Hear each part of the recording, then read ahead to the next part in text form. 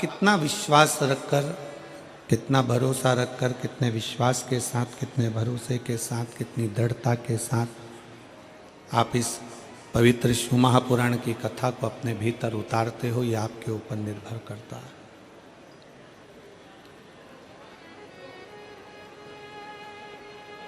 और कल कथा में कहा था, संसार वालों पर भरोसा करोगे तो हो सकता है टूट जाए। संसार वालों पर भरोसा करोगे तो हो सकता है कि टूट जाए, पर अगर मेरे बाबा देवाधिदेव महादेव पर भरोसा किया है तो वो जिंदगी में कभी टूटता नहीं है, वो भरोसा और बढ़ता चले ही जाता है, वो टूटता नहीं है।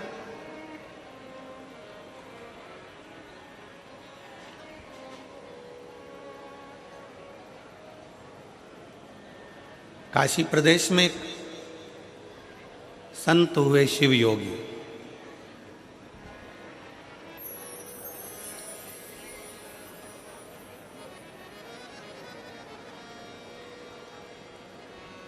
जो भगवान शंकर का भस्म से श्रृंगार करते थे और भस्म का श्रृंगार कर कर उस भस्म को अपने तन पर धारण करते थे।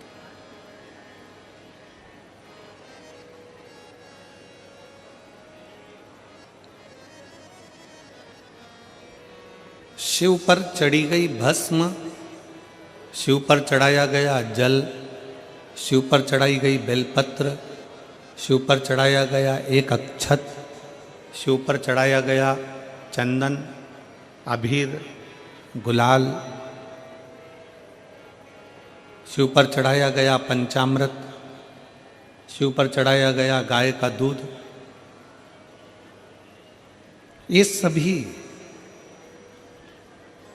जो भी सामग्री हम भगवान शंकर को समर्पित करते हैं, केवल शिव को समर्पित नहीं करी गई है, समर्पित करने के बहाने हमारे जैसे जीवों का जो संपूर्ण संसार सागर में ना जाने कितना झूठ, कितना कपट, कितना छल, कितनी बेईमानी, कितना पाप, कितना असत्य कहीं ना कहीं मनुष्य की देह से हो जाता है, उस देह से मुक्ति का एक बिंदु है।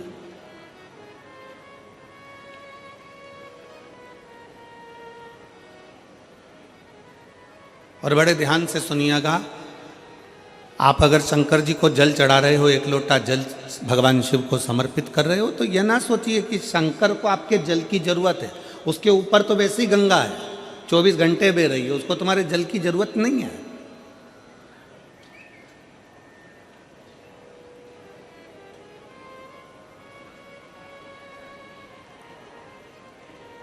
आप देवाधिदेव महादेव को अगर एक लोटा जल चढ़ा रहे हो तो यह विचार ना करिए कि शंकर को तुम्हारे जल की जरूरत है। शिव जी को अगर एक बेलपत्र चढ़ा रहे हो तो ये विचार न करिए कि शंकर जी को तुम्हारे बेलपत्र की जरूरत है। उसके पास में जगदम्बा, जगद्धात्री, दुर्गा, भवानी माता पार्वती विराजमान है, जो स्वयं बेलपत्र का एक स्वरूप है, आद्य शक्ति है।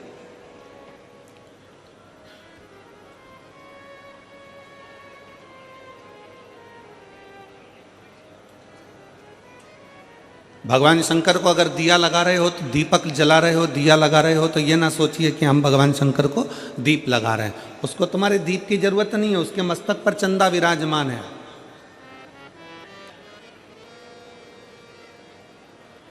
उसके मस्तक पर स्वयं चंद्रमा बैठा हुआ।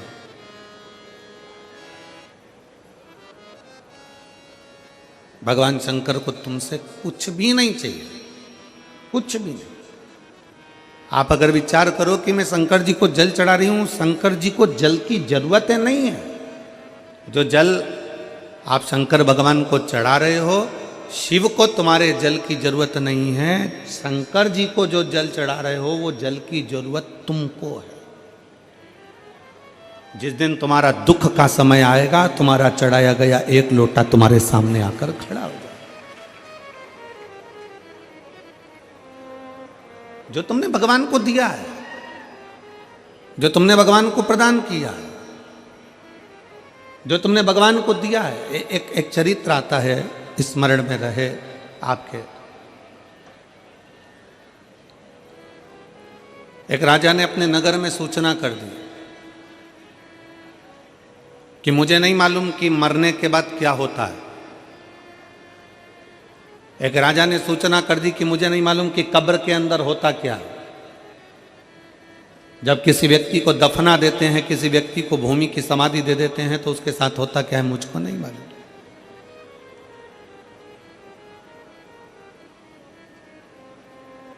राजा ने सूचना दी, अगर मेरे राज्य का कोई व्यक्ति कब्र के अंदर सोने के बाद मुझे बता दे कि कब्र के अंदर होता क्या है, मरने के बाद होता क्या है, तो मैं उसको मुंह मांगा धन दूंगा। अब सोचने वाला विषय है कि मरे कौन, बताने के लिए, और जो मर गया वो आके बताए कौन।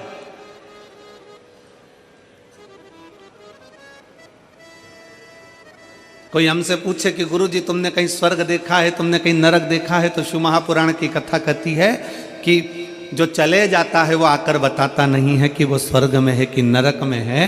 पर इतना जरूर है कि अगर आप शिव महापुराण की कथा के अंदर बैठे हो, आप शंकर को एक लोटा जल चढ़ा रहे हो, आप पंचाक्षर मंत्र नमः शिवाय कर रहे हो, आप षडाक्षर मंत्र ओम नमः शिवाय कर रहे हो, आप राम नाम कृष्ण नाम शिव नाम जप रहे हो, श्री शिवाय नमस्तुभ्यम बोल रहे हो, आप देवी की आराधना कर रहे हो, आप शंकर की आराधना कर रहे हो, आप भूखे को भोजन करा रहे हो, आप प्यासे को पानी पिला रहे हो, किसी की शिक्षा की व्यवस्था कर रहे हो, किसी की औषधि की व्यवस्था कर रहे हो, तो समझ लेना कि आप स्वर्ग में निवास कर रहे हो, आप नरक में नहीं रह रहे। ये पृथ्वी ही स्वर्ग है,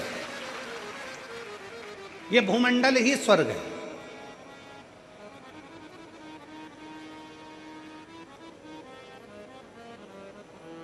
अब राजा ने सूचना कर दी कि कोई मुझे बता दे कि कब्र के अंदर होता क्या है, मरने के बाद होता क्या।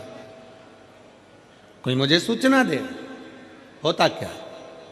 अब दे सूचना कोई।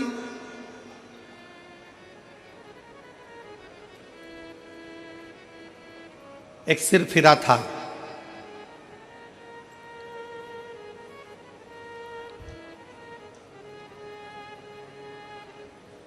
बहुत कंजूस था। उसके मन में आया कि राजा ने सूचना दी है कि कब्र के अंदर होता क्या है, मरने के बाद होता क्या है, बताना है।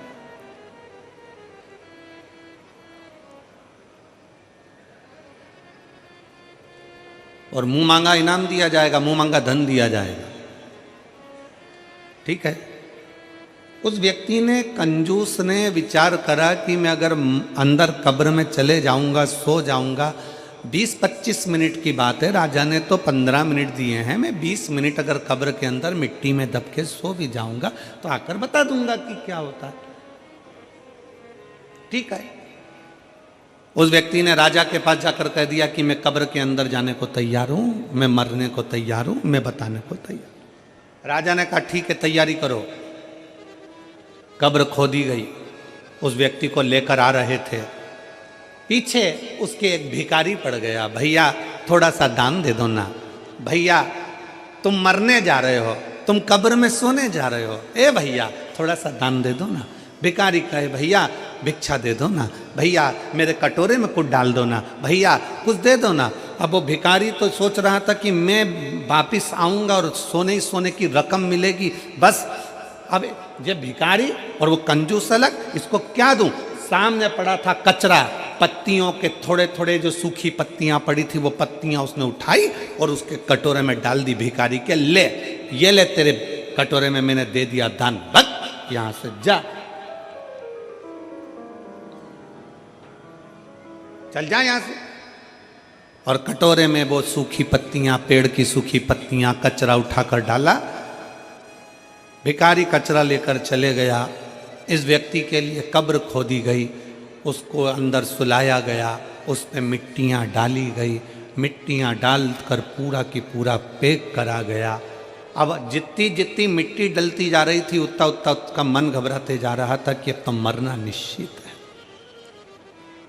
अब जीवित रहूंगा ही नहीं तो बताऊंगा कैसे, धन किससे लूंगा, पैसा किससे लूंगा, मेरे तो प्राण ही चले गए।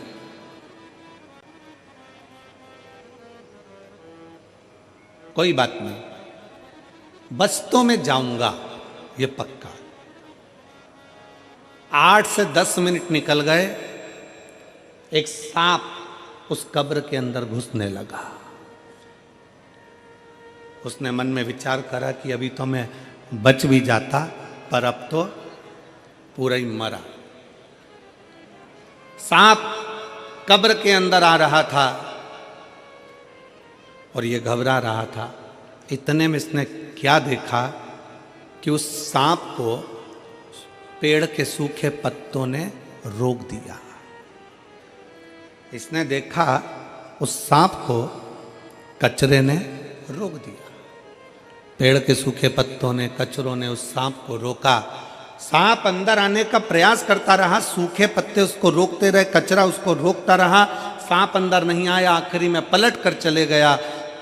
20 मिनट पूरे होने के बाद इसको कब्र से निकाला, राजा के दरवाजे में लाकर खड़ा करा। राजा ने पूछा, बताओ कब्र में होता क्या है? उसने अपनी वाणी में कहा, महाराज होता बस वही है कि जीते जी जिंदगी में आप जो दान करते हो वो मरने पर भी आपके सामने आकर खड़ा हो जाता है। जीते जी आपने जो भजन किया, जीते जी आपने जो कीर्तन किया, जीते जी आपने जो मंत्र जाप करा, जीते जी आपने जो नाम जाप करा, जीते जी आप शंकर की कथा सुन रहे हो, जीते जी आप एक लोटा जल चढ़ा रहे हो। फिर निवेदन है, शंकर को तुम्हारे एक लोटा जल की जरूरत नहीं है, शंकर को तुम्हारी बेलपत्र की जरूरत नहीं है, शंकर को तुम्हारे दीपक की जरूरत नहीं है। शंकर कहते हैं कि ये सब कुछ तुमने जल चढ़ाया तुम्हारे लिए, तुमने बेलपत्र चढ़ाई तुम्हारे लिए, तुमने दीप लगाया तुम्हारे लिए, ये सब कुछ तुम्हारा। तेरा तुझको अर्पण क्या लागे मेरा प्रभु, क्या लागे मेरा। ये मेरा कुछ भी नहीं है, जो कुछ भी है सब तुम्हारा है।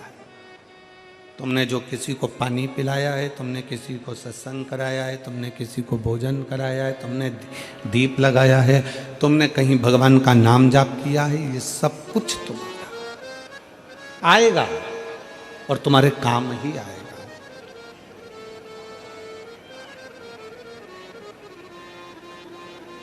एक लोटा जल सारी समस्या का हल। तुमने जो एक लोटा जल भगवान शंकर को समर्पित करा है, थोड़ा आवाज खींच रहा है, पकड़ रहा है, डीले कम करो हल्का सा और प्लेन करने का उसको सही तरीका पर। एक लोटा जल जो तुमने भगवान शंकर को समर्पित किया है, वो एक लोटा जल किसी दूसरे के लिए नहीं किया, तुमने अपने लिए किया।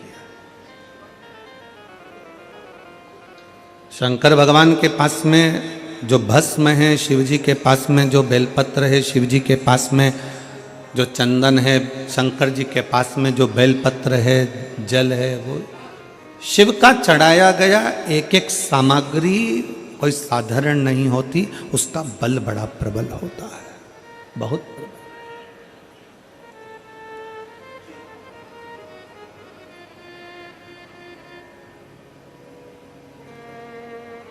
कल हमने कथा में कहा था, आप लोगों ने श्रवण किया था कि शिव जी पर जब हम जल समर्पित कर कर उसका पान करते हैं, उस जल को पीते हैं, तो वो जल जल नहीं रहता, वो अमृत बन जाता है, औषधि बन जाता है, हमारे शरीर के लिए वो सुख प्रदान करने वाला बन जाता है, श्रेष्ठता देने वाला बन जाता है। वो जल साधारण नहीं रह पाता। एक बड़ी सुंदर सी कथा आती है कि भगवान का चढ़ा हुआ सामग्री भगवान शंकर पर या माता पार्वती पर स्पर्श करी हुई सामग्री भी करोड़ों का सुख दे जाती है।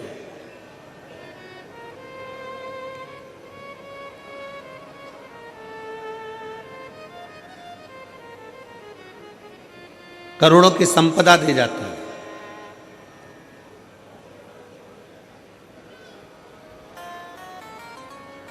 शिव योगी काशी प्रदेश में रहते हैं। काशी प्रदेश में रहते हुए शिव योगी का नियम था कि शंकर पर जो समर्पित करते हैं वो अपने तन पर धारण करते हैं। शिव को अगर भस्म चढ़ाइए तो वो भस्म अपने तन पर धारण कर लेंगे।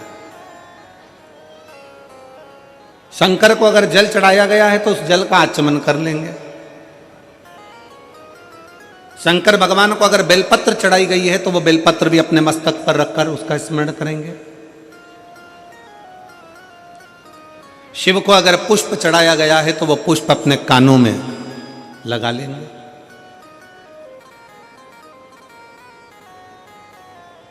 कभी कभी हम तो नहीं जानते, पर आप लोगों ने अगर स्मरण में हो तो हमने भी एक बार दर्शन किया है। आप लोग भी कभी शंकर भगवान के अगर फोटो को निकालोगे,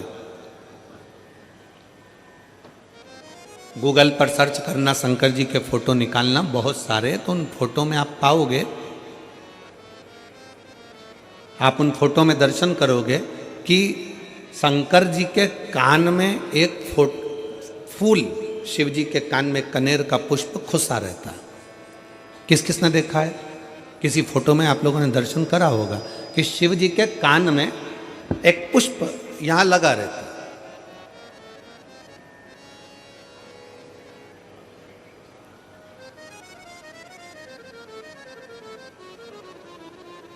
भगवान अगर श्रीनाथ जी का दर्शन करोगे, नाथ द्वारा में श्री जी बाबा का दर्शन करोगे,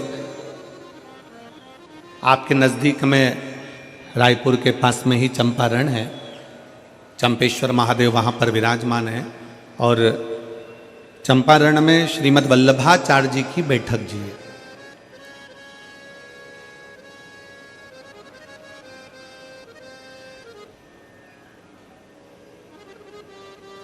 जिन्होंने पुष्टि मार्ग को प्रगटाया, ठाकुर जी के चरणों की सेवा सिखाई। और श्रीनाथ जी का अगर दर्शन करते हो, श्री जी बाबा का अगर दर्शन करते हो, गोवर्धन नाथ जी का अगर दर्शन करते हो, तुम्हारे घर में अगर श्रीनाथ जी का कोई फोटो है, गोवर्धन नाथ जी का अगर कोई फोटो है, श्री जी बाबा का अगर कोई फोटो है, तो उस फोटो में आप दर्शन करेंगे कि श्रीनाथ जी का जो हस्तकमल ऊपर है, उस हस्तकमल पर एक पुष्प रखा हुआ।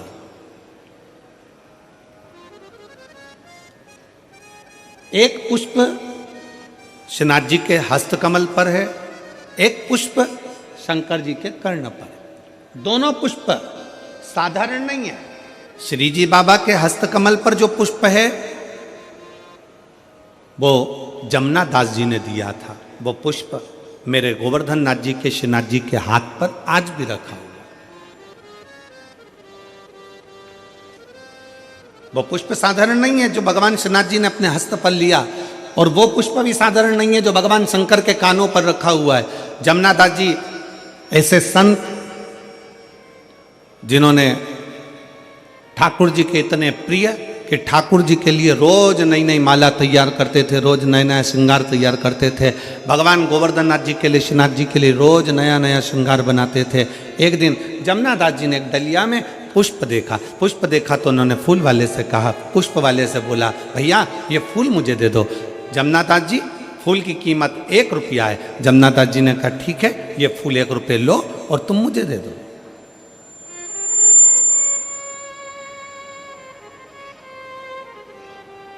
एक रुपया लीजिए और पुष्प मुझे दे दिए। वहीं से नगर का राजा निकल कर जा रहा था जिसका नाम था यवनराज, और यवनराज ने देखा कि डलिया में बड़ा सुंदर फूल है।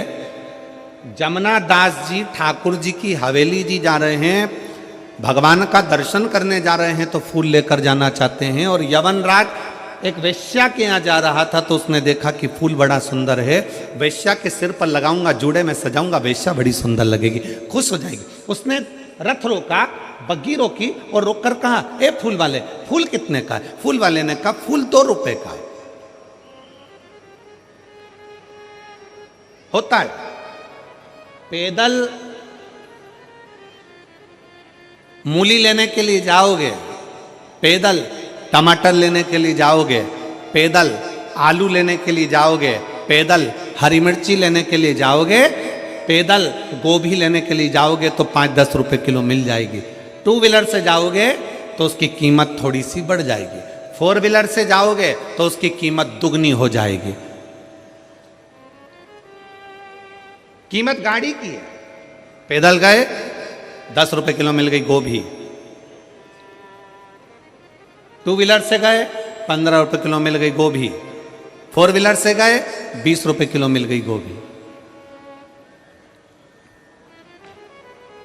जमनादास जी 1 रुपए का फूल ले रहे थे, यमनराज ने आकर पूछा कितने का फूल है, फूल की कीमत बढ़ गई 2 रुपए का। जमनादास जी हाथ जोड़कर बोले यमनराज से, महाराज आप तो नगर के राजा हो, आप दूसरा फूल ले सकते हो, मैंने तो ये फूल ठाकुर जी के लिए ले लिया, अपने मन से मैंने ठाकुर जी को चढ़ा दिया, अपने मन से मैंने श्री जी बाबा को समर्पित कर दिया, अपने मन से मैंने भगवान को दे दिया, ये फूल मुझे ले लेने दो।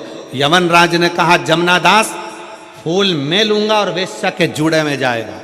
जमनादास जी ने कहा ये फूल तो मैंने अपने मन से मेरे गोवर्धन नाथ जी को, मेरे कृष्ण को, मेरे श्री जी बाबा को मैंने समर्पित कर दिया, अब तो फूल मैं ही लूंगा।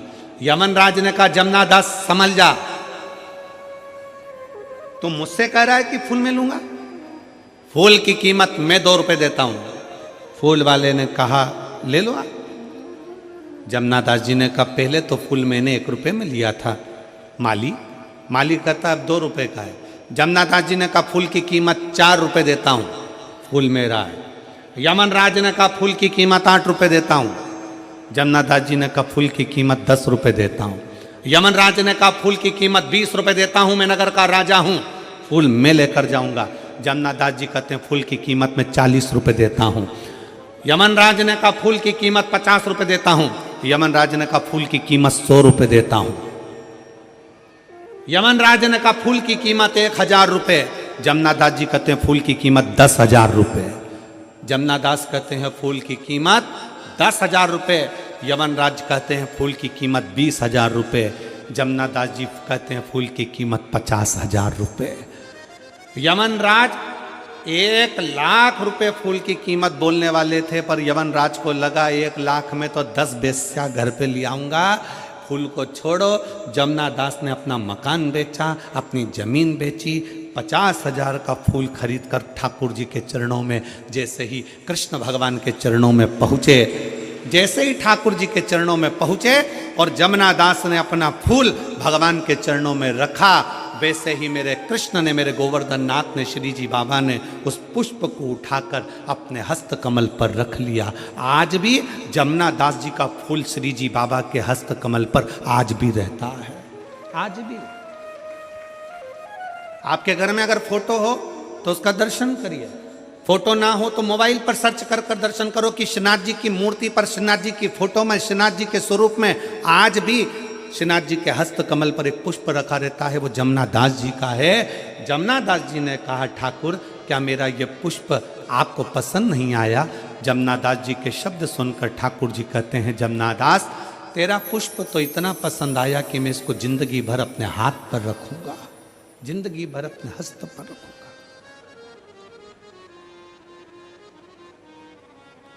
क्या था इस पुष्प में? इस पुष्प में कीमत नहीं है, इस पुष्प में दिल है, भाव है। वो तो जमनादास जी थे जो फूल की कीमत बढ़ा दी है। एक हम घर की मां कह देती है सुन बेटा आज पंडित जी पूजन कराने आएंगे, आज शिवरात्रि है, माला लिया बाजार से। पति से कहा जाओ जरा माला लिया बाजार से। पति गए माला लेने के लिए। माला कितने की है? 50 रुपए की। इससे छोटी 30 रुपए की, इससे छोटी 10 रुपए की। यही उतार कर दे दो। भगवान के लिए लेकर आए 10 रुपए की। थोड़े दिन बाद पत्नी का करवा चौथ का व्रत आ गया। पत्नी ने कहा सुनो मेरे लिए वो सिर में बांधने का वो गजरा और जूड़ा लेकर आना। पति गया मार्केट में फूल वाले के यहाँ, ये कितने का है? 40 रुपए का। इससे अच्छा बता 50 का, इससे अच्छा बता 150 का, इससे अच्छा बता 200 का।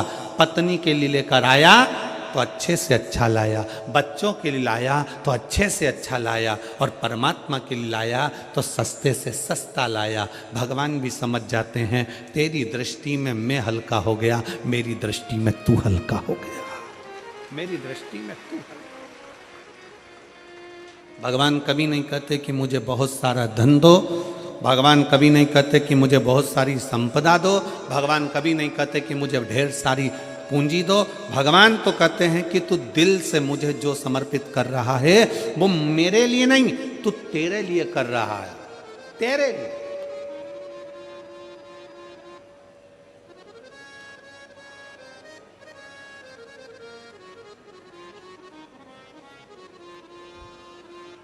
शिव योगी की कथा कर रहे। काशी प्रदेश में रहने वाला वो शिव योगी भगवान शंकर की भक्ति में झूमता, शिव जी को भस्म का श्रृंगार करता, वो भस्म अपने तन पर धारण कर लेता। शंकर जी को बेलपत्र का श्रृंगार करता, बेलपत्र अपने तन पर धारण कर लेता। भगवान शंकर को जल समर्पित करता, वो जल का आचमन कर लेता। शिव योगी भगवान शंकर को जो समर्पित करता वो शिव का भाव से, भगवान शंकर का औषधि भाव से अपने ऊपर धारण कर लेता। भगवान का चढ़ा भगवान को समर्पित किया गया, कोई साधारण हो सकता है? हमने पहले भी एक बार कथा में कहा था, मेरी जीजियों से निवेदन है, मेरे जीजाओं से निवेदन है, मेरी बेटियों से बेटाओं से निवेदन है, कोई 500 रुपए की साड़ी लेकर आए, कोई 1000 रुपए की साड़ी लेकर आए, कोई 10,000 की साड़ी लेकर आए, तुम 200 रुपए की साड़ी लेकर आओ।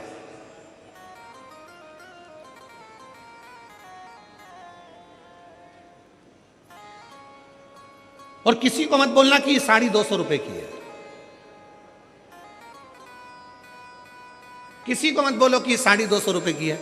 वो साड़ी को तुम लाए, सबसे पहले उस साड़ी को उतार कर, उस साड़ी को उस पन्नी में से निकाल कर, उस पॉलिथीन में से निकाल कर, उस साड़ी को बैग में से निकाल कर सबसे पहले माता पार्वती जी को, जो घर में तुम्हारे देवी हो, कुल देवी हो, कुल देवता हो, शंकर जी का शिवलिंग हो, गणेश जी की मूर्ति हो, ठाकुर जी हो, लड्डू गोपाल हो, जो तुम्हारे घर में, उनको अपनी वो साड़ी लाकर एक बार उन पे चढ़ा दो, उनको छुआ दो।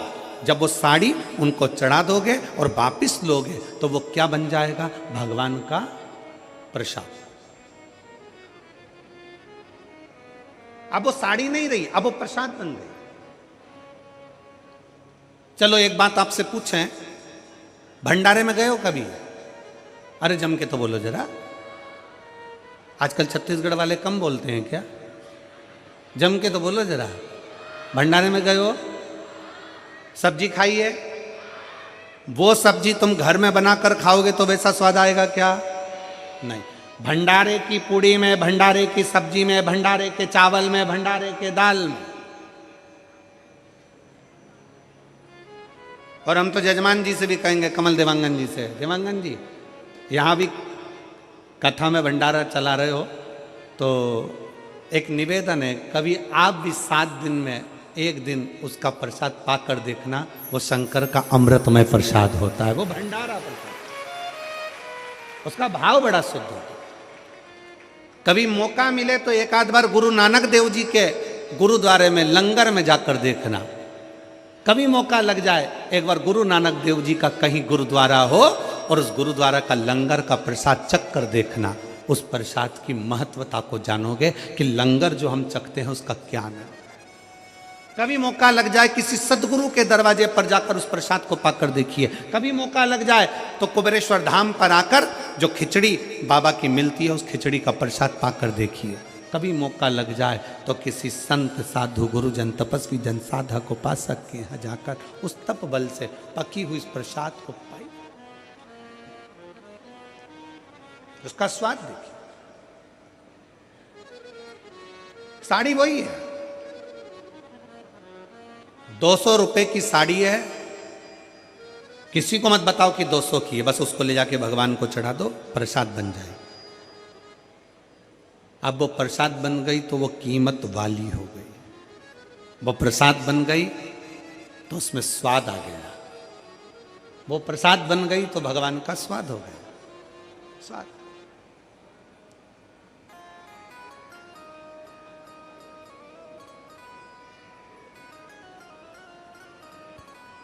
हम देवांगन जी हमारे लाडले की पूजन करते हैं, कल्लू जी की, और हमारे जो शंकर जी हैं और शालिग्राम जी हैं उनको हम आपके कक्ष में, हमारे बाजू में अलग कक्ष में उनकी सेवा होती है। सुबह सुबह हम वहाँ पहुँच जाते हैं सेवा के लिए। तो जब भगवान को भोग लगता है और भगवान का जब स्नान आदि हो जाता है, भोलेनाथ जी का पूजन हो जाता है और भाभी जी वगैरह वो फ्रूट्स थोड़ा सा फल और दूध वगैरह भेजती हैं, तो वो हम भोग लगाकर वापिस उसको बाहर भेजते हैं। उसका थोड़ा सा प्रसाद आप पहले भगवान के पास ना आए उससे पहले उसको रख कर देखो और उसको खा कर देखो, और जो शंकर जी की हम पूजन करें तो बाबा की, या किसी मंदिर में पूजन होती है, वो मंदिर का प्रसाद जब अंदर से बाहर आता है और प्रसाद को पाकर देखोगे तो उसका स्वाद अपने आप बढ़ जाता है, क्योंकि वो प्रसाद हो जाता है, वो प्रसाद।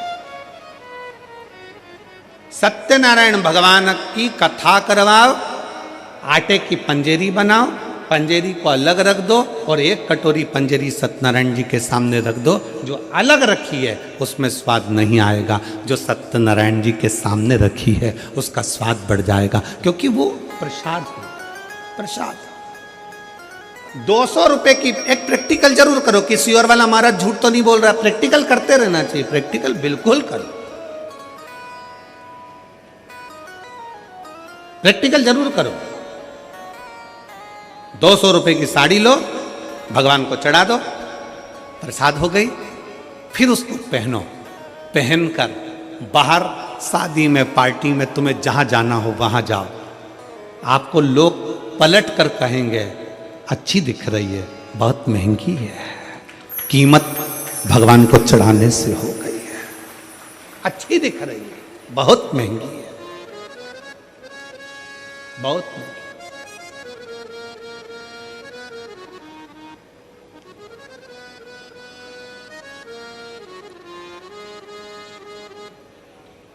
और तेरा ही दिया मैंने खाया पिया है, तेरा शुक्रिया है, तेरा शुक्रिया है। मुझे भोले बाबा ने बहुत दे दिया है, तेरा शुक्रिया है, तेरा शुक्रिया, तेरा शुक्रिया, तेरा शुक्रिया।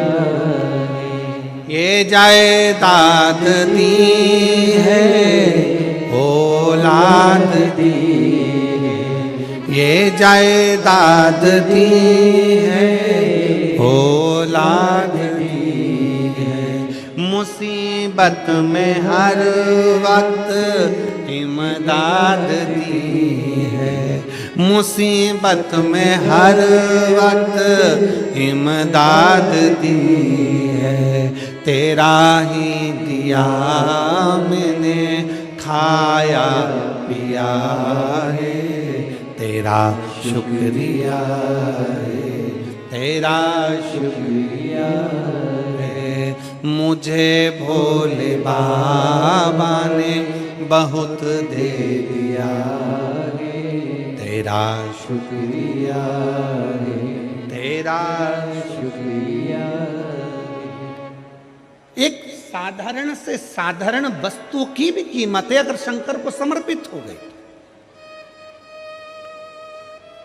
साधारण सी वस्तु,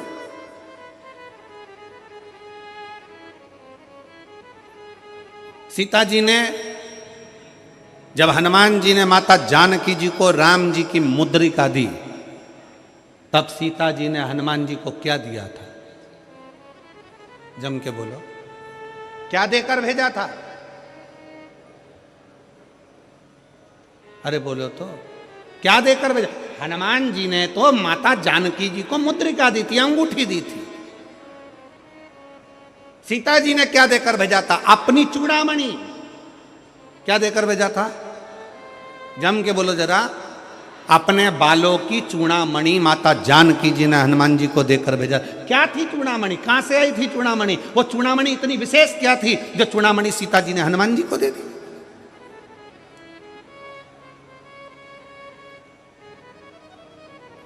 और पूरे आभूषण माता जानकी जी का जब रावण हरण कर लेकर जा रहा था तो सीता जी आभूषण फेंकती फेंकती जा रही थी। रामचरितमानस में लिखा है, जानकी जी आभूषण फेंकती फेंकती जा रही हैं। चूड़ामणि माता जानकी हनुमान को दे देती है कि राम जी को दे देता। कहां से आई चूड़ामणि? वो चूड़ामणि में ऐसा क्या था? वो चूड़ामणि में क्या था जो माता जानकी जी हनुमान जी को देखते समय, विदा करते समय चूड़ामणि दे देती? क्या था वो चूड़ामणि? साधारण नहीं थी, जब मंथन किया गया देवता और राक्षसों ने मिलकर, समुद्र मंथन करा, मंदराचल सुमेरु पर्वत की रई बनाकर, शेषनाग की नेति बनाकर जब मंथन किया, मंथन में रत्न निकले, माणिक मोती औषधि सब कुछ निकले। फिर रतन में लक्ष्मी जी प्रकट हो रही थी, उससे पहले एक देवी और प्रकटी थी।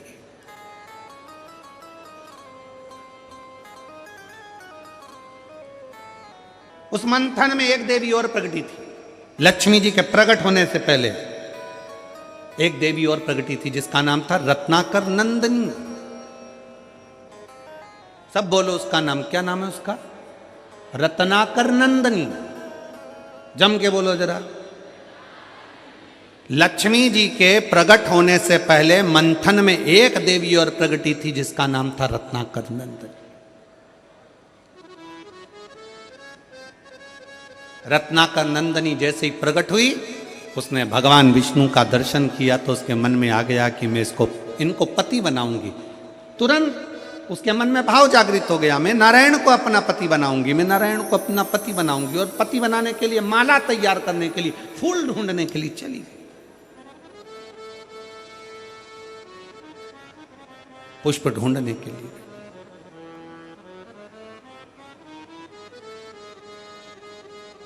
और रत्नाकर नंदिनी जब फूल ढूंढने के लिए गई, इतनी देर में मंथन में प्रकट हो गई माता महालक्ष्मी।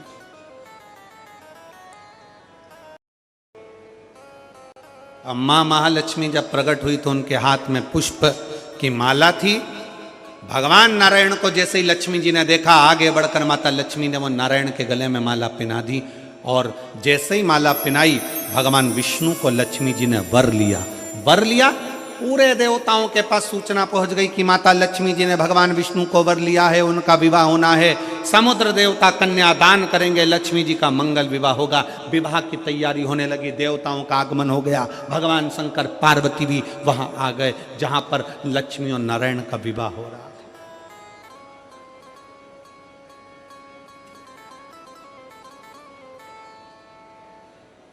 पहुंच गए।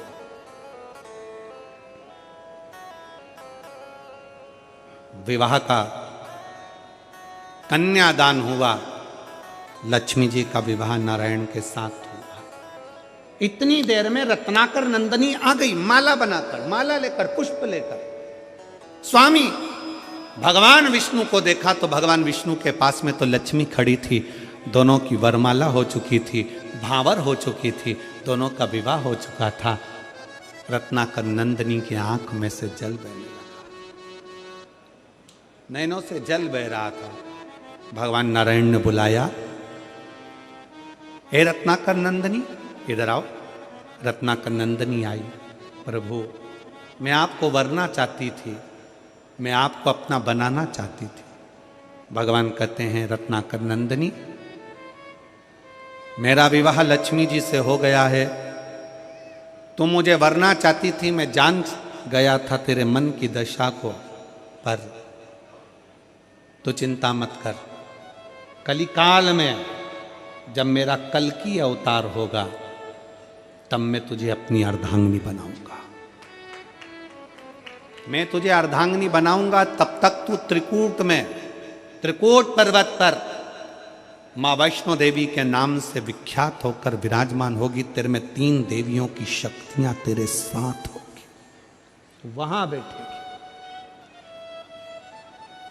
राम अवतार में मैं स्वयं तुझे दर्शन देने के लिए आऊंगा। जब जब मृत्यु लोक पर आऊंगा तब तब तुझे मैं दर्शन दूंगा। रत्नाकर नंदिनी तुम जा सकते। रत्नाकर नंदिनी ने भगवान नारायण से कहा कि तुम्हारा विवाह हुआ है। शादी में अगर कोई आता है तो उसको विदाई दी जाती है।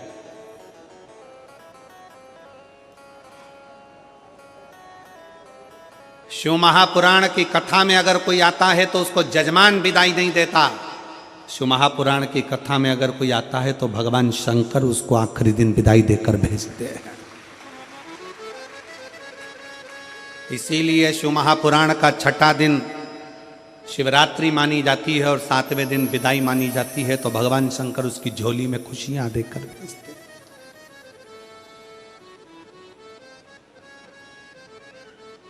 श्रेष्ठता।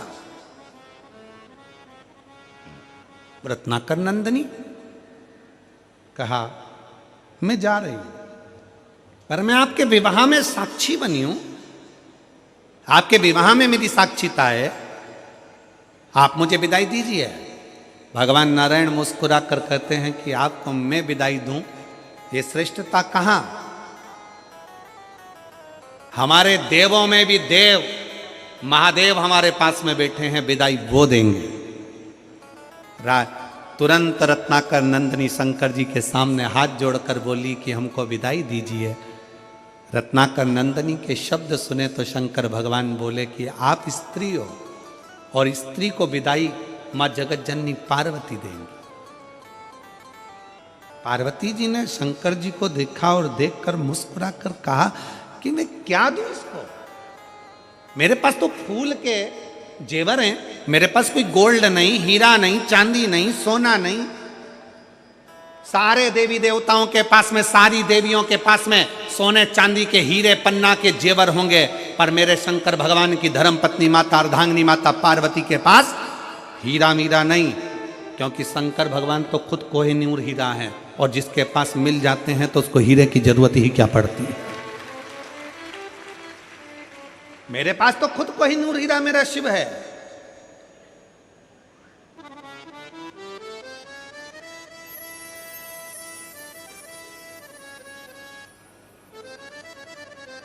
इसीलिए वो कहते हैं ना, जो नाम शिव का लेवे भोले जी दर्शन देवे, भोलेनाथ ब्यूटीफुल। जो नाम शिव का लेवे भोले जी दर्शन देवे, भोलेनाथ ब्यूटीफुल। जो नाम उसका लेवे भोले जी दर्शन देवे, Bholenath beautiful. Bholenath beautiful, Bholenath beautiful. भगवान शंकर तो खुद ही हीरा है, रतन है, माणिक है, सोना है। मेरा शिव तो खुद सुंदर है, इसलिए उसको कर्पूर गौरम करुणाव हारम संसार सारम भुजगेंद्र हारम सदा वसंतम हृदयारविंद भवम भवामी सहितम। पार्वती जी मुस्कुरा कर कहती है मेरे पास कोई आभूषण नहीं है, मैं क्या दूं? रत्नाकर नंदनी को विदाई में क्या दूं? शंकर भगवान ने कहा तुमने विश्वकर्मा जी से एक चूड़ामणि बनवाई है, वो चूड़ामणि तुम इस रत्नाकर नंदनी को दे दो। अभी कथा में कहा कि भगवान शंकर पर पार्वती जी पर चढ़ी हुई सामग्री कोई साधारण नहीं होती है, साधारण नहीं है। मेरी ये जीजियां बैठी हैं ना, मेरे जीजाओं, आप लोग कभी दर्शन करना। ये मेरी जीजियां जब देवी जी के मंदिर में जाती हैं ना, और देवी जी के मंदिर में या सुहागिलों में जब जाती हैं, सौभाग्यवती माताओं का कोई कार्यक्रम होता है उसमें जाती है, तो वहां से सिंदूरा लेके अपनी मांग में भर लेती है। बोलो रही जीजियां सही है कि गलत है? वहां से घर में अगर कोई सुहागिल हो रही है, घर में कोई गोरानी हो गई है, घर में कोई देवी की पूजन हो रही है, उन्होंने कंकु लिया और अपनी मांग में भरा। क्यों? किस लिए? किस कारण? सौभाग्यता के। पार्वती, जो चूड़ामणि तुमने विश्वकर्मा जी से बनवाई थी अपने केशों में लगाने के लिए,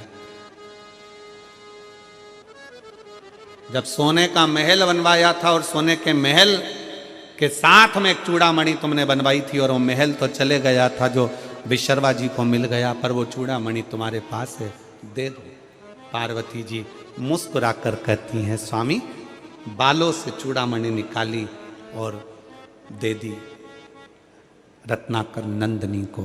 रत्नाकर नंदनी से पार्वती जी ने कहा, सुनो रत्नाकर नंदनी, ये वो चूड़ामणि है जो मेरे स्वामी से कहकर मैंने बनवाई थी, और मेरे स्वामी ने मुझे वर दिया था कि ये चूड़ामणि जिस स्त्री के जूड़े में रहेगी और वो स्त्री जिस नगर में रहेगी, ये चूड़ामणि जिस स्त्री के जूड़े में रहेगी और वो चूड़ामणि जिस नगर में रहेगी, वहां का राजा कभी हार नहीं सकता, उसे कोई मार नहीं सकता।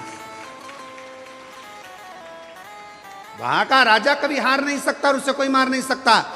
चूड़ामणि रत्नाकर नंदनी को दे दी। रत्नाकर नंदनी चूड़ामणि ली और लक्ष्मी जी को दे दी। लक्ष्मी जी की चूड़ामणि आई, इतनी देर में इंद्र की पत्नी इंद्राणी का दिल उस चूड़ामणि पर आ गया। इंद्राणी ने इंद्र से कहा, ये चूड़ामणि मुझको चाहिए। इंद्र ने विवाह की विदाई में कि नारायण भगवान आपकी शादी हुई है, मेरी विदाई में कुछ दोगे नहीं, क्या चाहिए? वो चूड़ामणि जो लक्ष्मी जी के जूड़े में सजी है, वो चूड़ामणि इंद्र ने लेकर इंद्राणी को दे दी।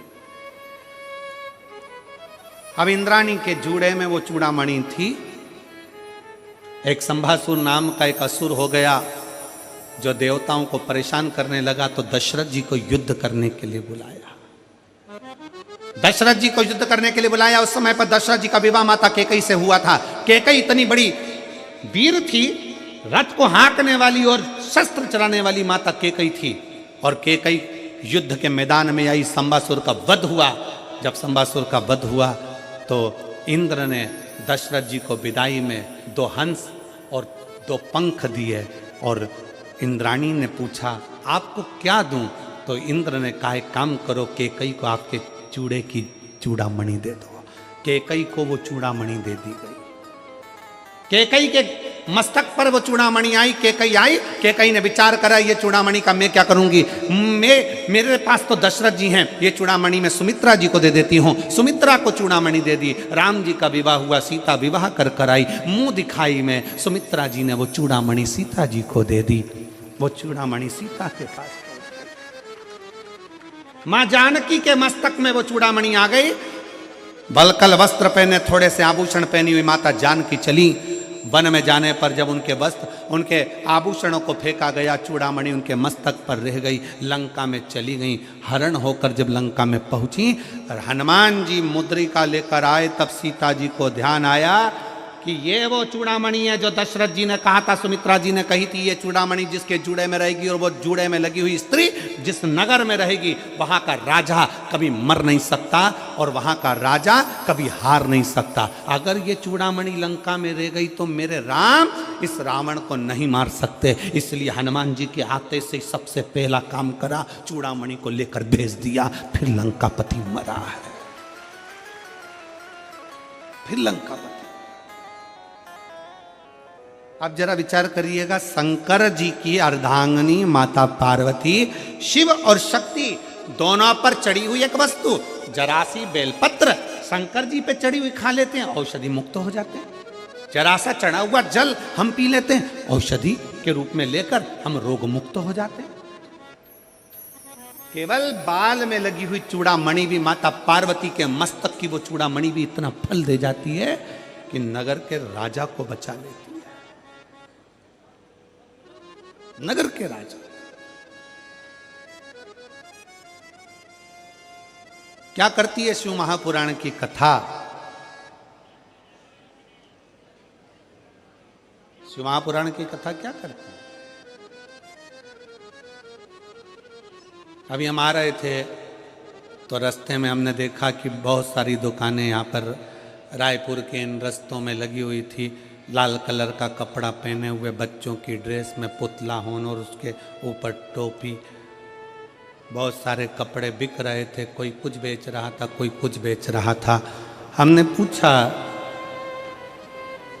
हमारे पीएसओ से कि ये आज क्या बिक रहा है? तो कहा गुरुजी आज वो लोग लेते हैं बच्चों को पहनाने के लिए। तो हमने कहा बताओ दुनिया कहाँ चली गई? अगर भारत की भूमि पर किसी को पहनाना है तो वीर शिवाजी के कपड़े पहना दो। भारत की भूमि पर पहनाना है तो इस महाराणा प्रताप के कपड़े पहना दो। भारत की भूमि पर अगर पहनाना है तो अपने बच्चों को वीर शिवाजी, महाराणा प्रताप, झांसी की रानी, मां अहिल्याबाई बना दो पर अपने बच्चों को ऐसे कपड़े पहना के जोकर मत बनाइए जिससे उनकी हंसी उड़ जाए। सनातन धर्म की साख को मजबूत करिए, सनातन धर्म की साख को प्रबल बनाइए और सनातन धर्म को मजबूत करने का प्रयास करिए। अपना धर्म छोड़कर किसी दूसरे धर्म में जाकर झूठन मत खाइए, भले अपनी यहाँ रूखी सूखी हो वो खाइए।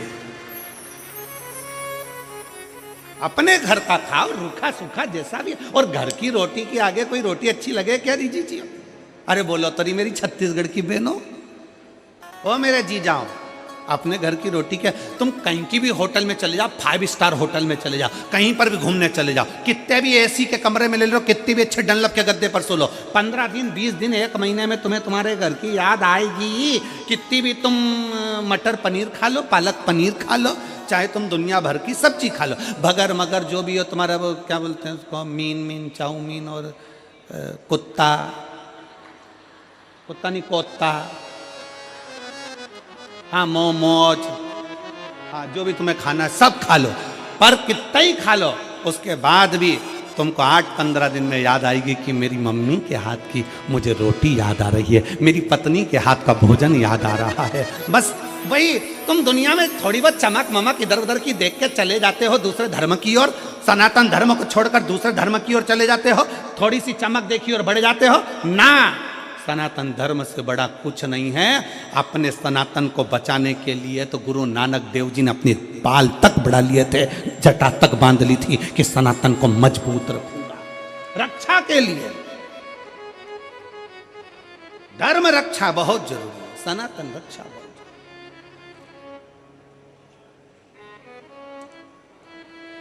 कहां भटक रहे हो? कहां? और अभी अभी वो लोग कहेंगे वो 31st,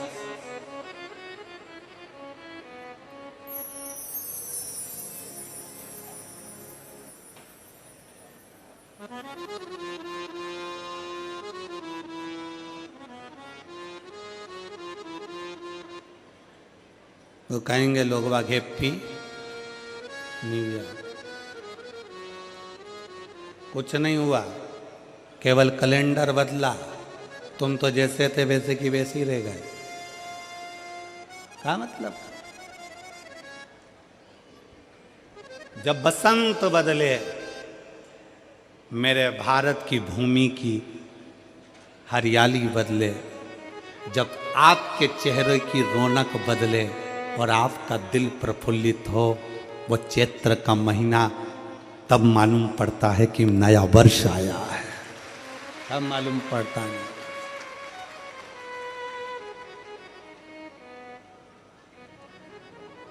31 तारीख को दारू की बोतल खुलती है और भारतीय नए वर्ष चैत्र की नए वर्ष में गंगा जल खुलता है।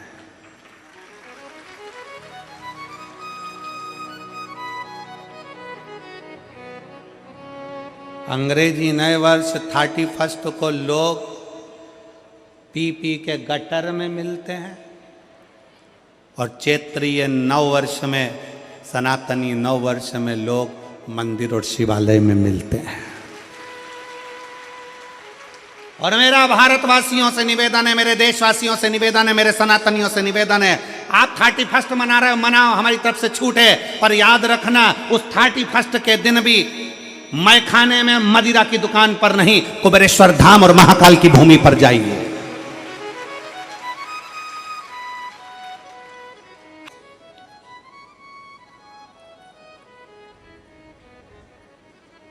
भगवान देवादिदेव महादेव, भगवान शिव, ओगरदानी, त्रिकालदर्शी, कैलाशी, अविनाशी भगवान शंकर की कथा कर रहे, शिव तत्व का राज, शिव महापुराण की कथा वर्णन कर रहे हैं।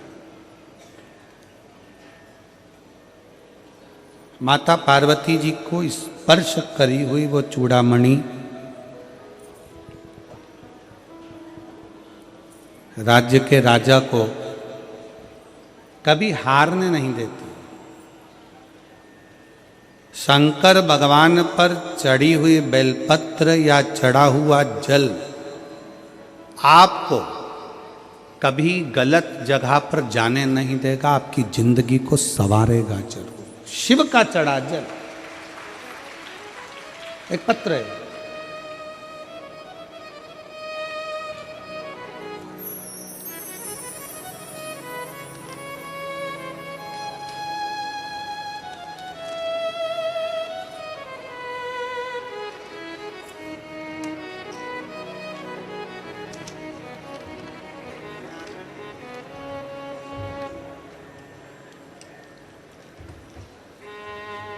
मेरा नाम ललिता साहू है।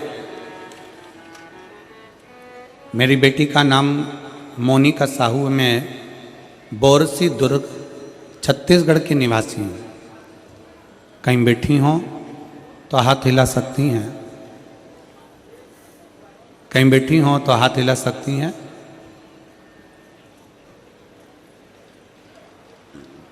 आइए, हाथ हिला तो एक बार। आ जाइए, बेलपत्र ले जाइए, आ जाइए, दोनों आ जाओ, आ जाइए। मेरा नाम श्रीमती ललिता साहू, मेरी बेटी का नाम मोनिका साहू। मैं बोरसी दुर्ग छत्तीसगढ़ की निवासी हूँ। पत्र को आप लोग एलईडी पर आस्था चैनल पर पढ़ सकते हैं। मेरा मोबाइल नंबर यह है। एक लोटा जल पशुपतिनाथ व्रत भोले बाबा के मंदिर में सेवा करने का फल क्या मिलता है, मैं सभी जन को बताना चाहती हूँ। भोले बाबा की कृपा का क्या गुणगान है, जितना भी बोलूं बहुत कम है। मेरी बेटी सिविल सेवा परीक्षा की तैयारी वर्ष 2019 से कर रही थी। 2019 से वो तैयारी कर रही थी, किंतु कुछ नंबर कम होने के कारण सिलेक्शन नहीं हो पाता था, रिजल्ट निष्फल हो जाता था, तो मेरी बेटी बहुत ही निराश हो जाती थी। गुरुजी, आप कहते हो चौगनी मेहनत करो और एक लोटा जल भोलेनाथ पर चढ़ाओ। परीक्षा के दिन शहद वाली बेलपत्र शिवलिंग पर चिपकाकर परीक्षा देने जाओ। आपके बताए अनुसार मेरी बेटी रोज मंदिर जाती। परीक्षा के दिन बेलपत्र में शहद लगाकर भोले बाबा के शिवलिंग को चिपकाकर परीक्षा देने गई। मैं पशुपतिनाथ का व्रत की, परिवार सहित सीहोर गई, कंकर शंकर की पूजा की।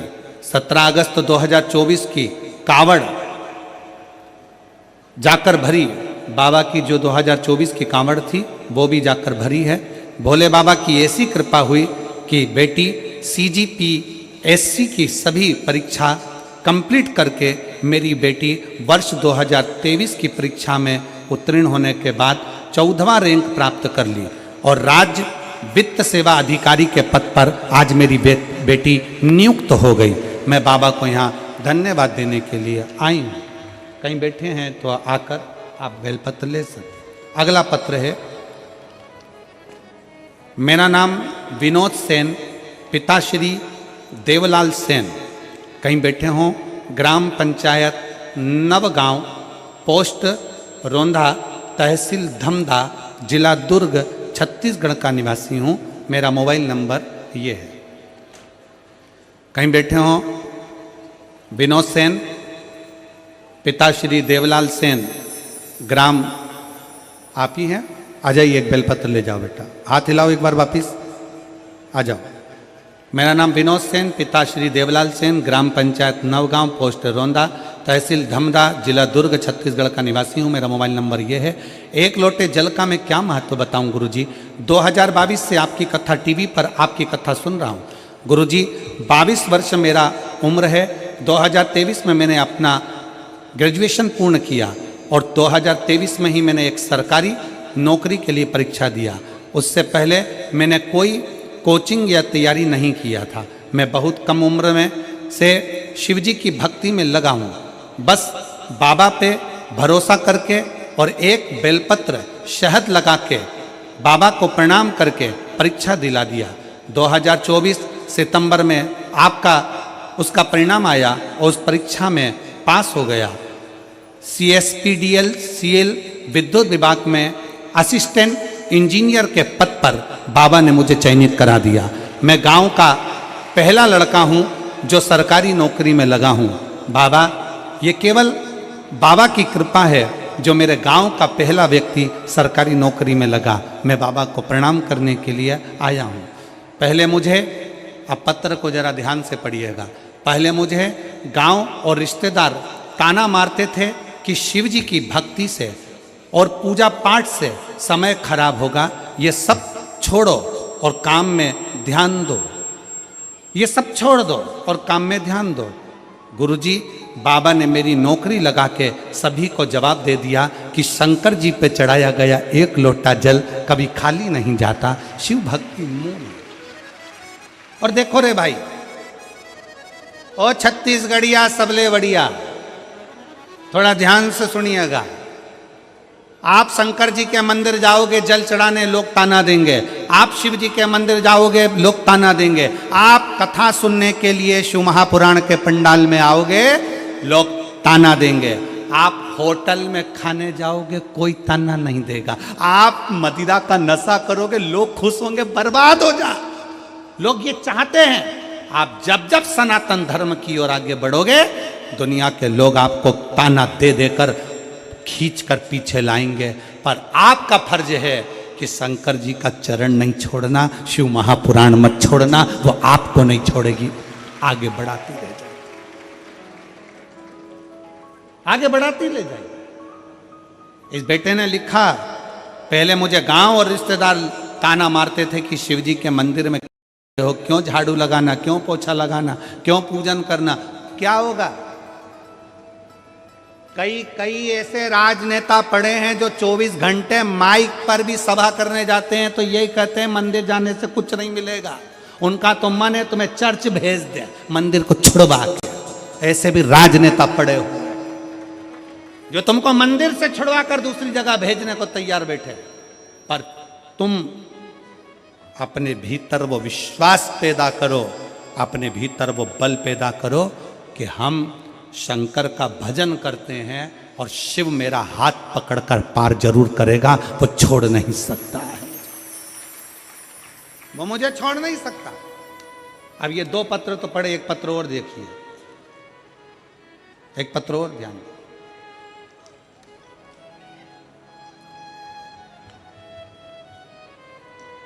मैं दीपक यादव सेज बाहर दुर्गा चौक से हूं। कहीं बैठे हो?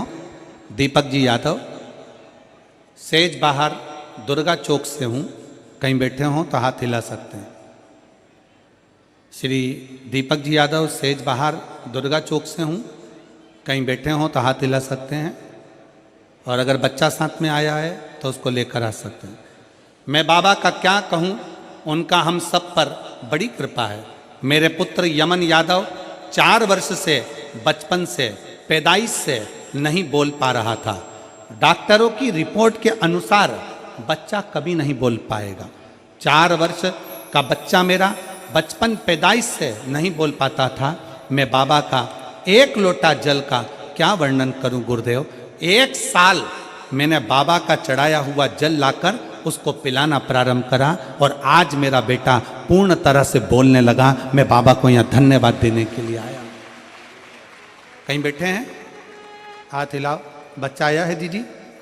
बाबू आया है क्या साथ में? नहीं आया? आ जाओ आप, उसके लिए बेलपत्र ले जाना। आ जाइए। मेरा बच्चा पैदाइश बोल नहीं सकता था, 4 साल का हो गया, बोल नहीं पाता था। डॉक्टरों ने भी मना कर दिया था कि ये कभी नहीं बोलेगा। पर बाबा का 1 साल से जल पिला रहा हूं और बाबा की कृपा से बच्चे ने बोलना चालू कर दिया। मैं बच्चे का फोटो भी लगा रहा हूं। शिव तत्व, शंकर, ओघड़दानी, त्रिकालदर्शी, कैलाशी, शिव होता ही ऐसा। शिव भक्ति।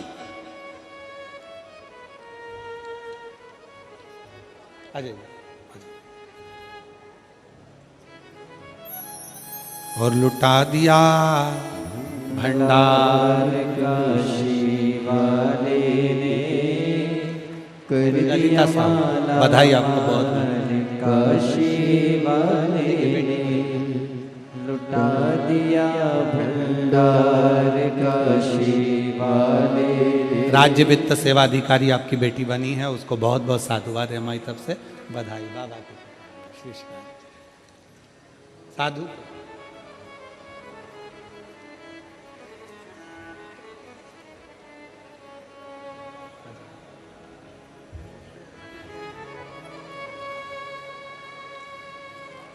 विनोद सेन, पिता श्री देवलाल सेन, अपने गांव का पहला लड़का है जो सरकारी नौकरी में लगा है। एक बार जोरदार ताली बजाकर स्वागत करें। गांव के लोग बहुत ताने कई लोग देते थे, परिवार वाले भी, कि ये कुछ नहीं कर सकता, शंकर के मंदिर जाके झाड़ू पोछा करता है, जल चढ़ाता है, क्या इसकी सरकारी नौकरी लगेगी? पर बेटे ने लिखा कि बाबा का एक लोटा जल ने दिखा दिया, सबके मुख चुप कर दिए। रोते नहीं बेटा आप तो?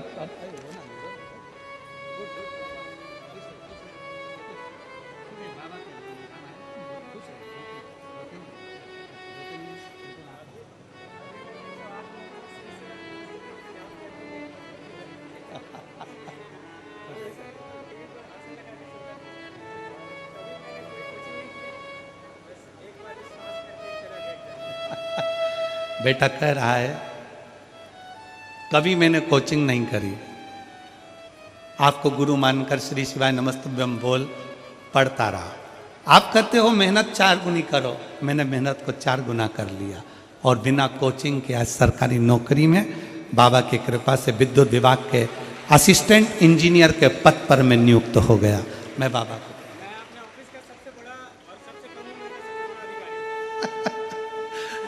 इसके ऑफिस का ये सबसे कम उम्र का सबसे बड़ा अधिकारी है। एक बार जोरदार ताली बजा। बहुत बहुत एक माता पिता के लिए, एक मम्मी पापा को देना, ठीक है? शंभू शंभू खुश शिव बधाई आपको।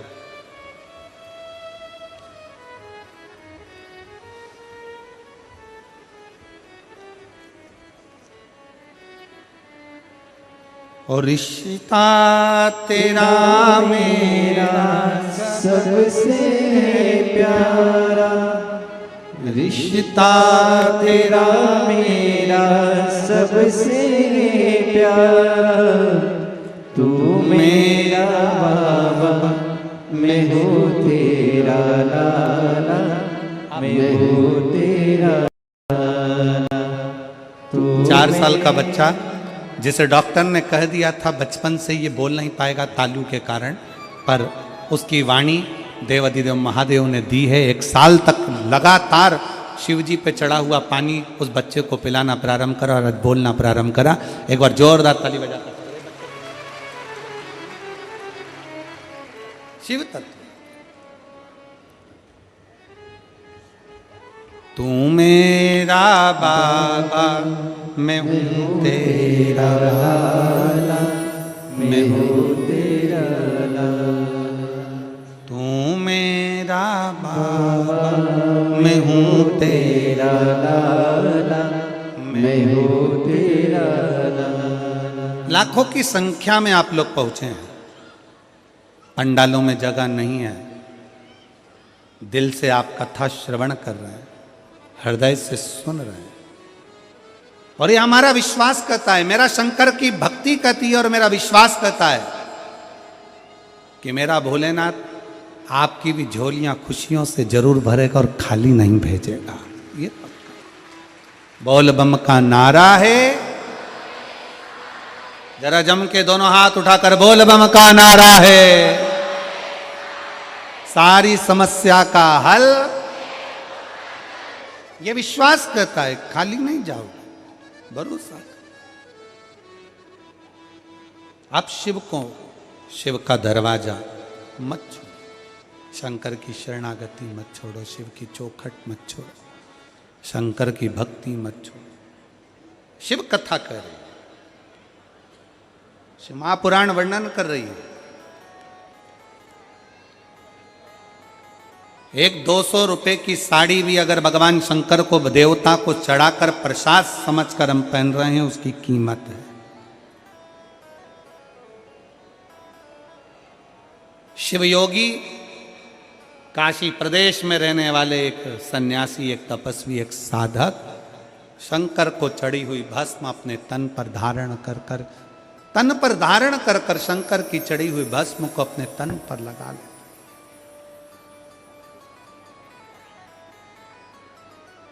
तन पर। हमने आपको एक बात कही थी कि अपने घर के दरवाजे पर श्री शिवाय नमस्तुभ्यम लिख दो। अपने घर के दरवाजे पर श्री शिवाय नमस्तुभ्यम लगा दो, चिपका दो। गाड़ी हो, घोड़ा हो, जो है आपके घर में, बाइक है, 4 व्हीलर है, ट्राली है, ट्रैक्टर है, सब पर लगा। उसका फल क्या मिल सकता है, उसका फल क्या प्राप्त हो सकता है? एक पत्र है।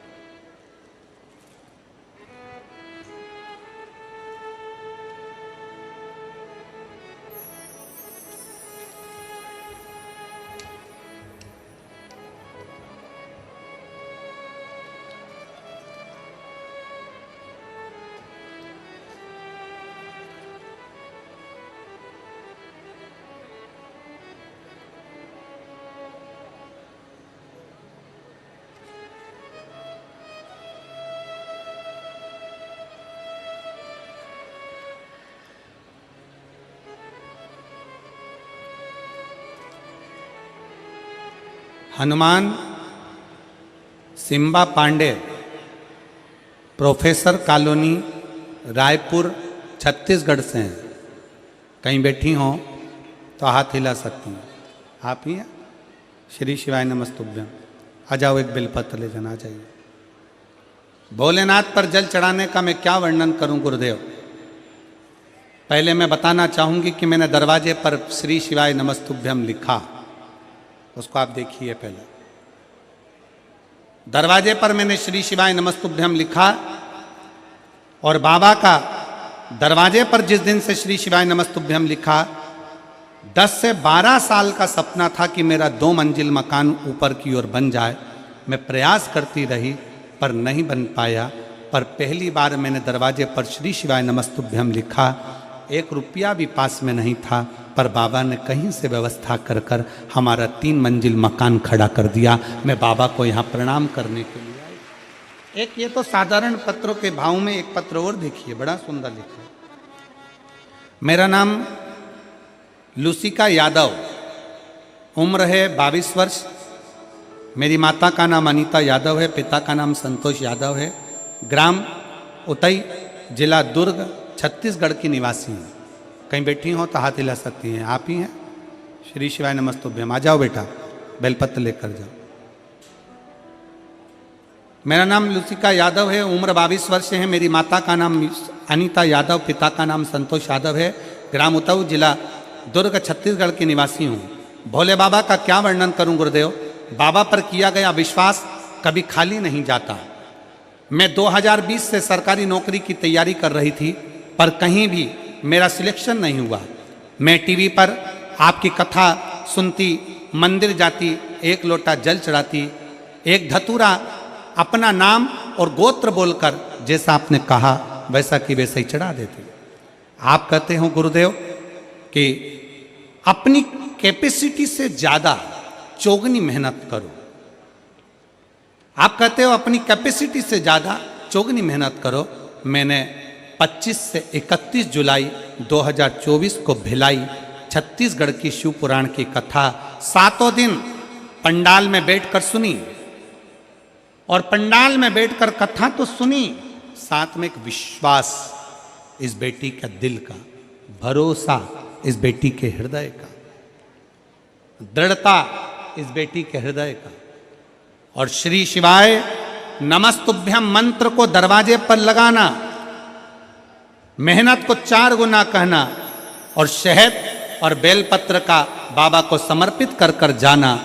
मेरा फिजिकल मेडिकल एग्जाम के दौरान 108 बार श्री शिवाय नमस्तुभ्यम का मंत्र जाप करती, और बाबा से ऐसी कृपा कर दी गुरुदेव, आज मैं सिलेक्शन हो गया।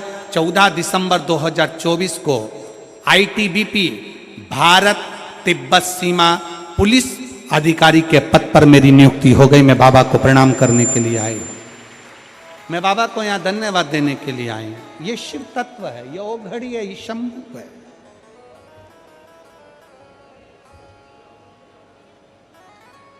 आप लोग कथा श्रवण करने के लिए बैठते हो, लोग कहते हैं गुरुजी क्या मिलता है। हम कहते हैं 7 दिन की कथा श्रवण कर रहे हो, कथा चालू हो उसके पहले आकर बैठो, और कथा विराम हो, आरती हो, कर्पूर गौरम हो, जैसे ही आरती पूर्ण हो तब तक आप कथा का रसतत्व अपना आसन लगाकर अपनी व्यवस्था से बैठकर शिव को अपने दिल की बात कहकर आप जब यहाँ से जाते हो तो मेरा भोलेनाथ अकेला नहीं भेजता, मेरा शंकर आपके पीछे स्वयं चलकर वर देने के लिए आता है, स्वयं।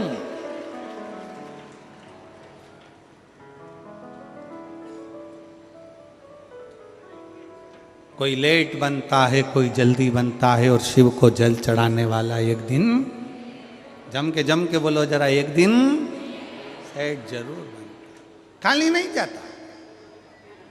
आपने अपने दरवाजे पर श्री शिवाय नमस्तुभ्यम लिखा है, खाली नहीं जाओगे। आ जाओ बेटा।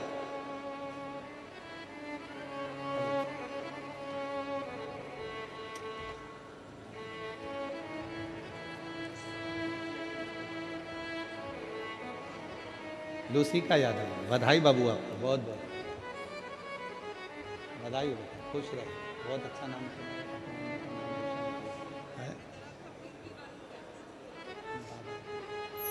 अब उसको जाओ लगे।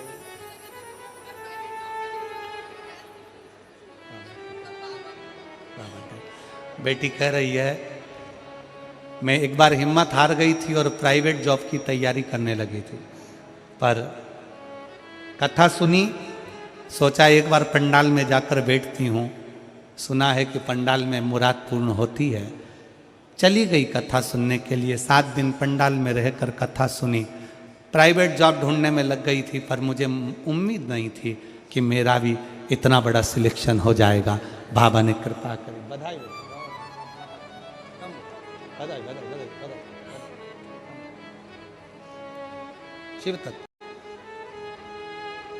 और खाली ना जाता कोई, सब बोलिए, दर से तुम्हारे खाली ना जाता कोई, दर से तुम्हारे मैं भी खड़ी हूँ नदी बाहें पसार, अपने हृदय लगा लो गिरा जा रहा हूँ, उठा लो भोले अपने दर से, अब तो ना टालो, गिरी जा रही हो, उठा लो भरोसा करो शिव पर।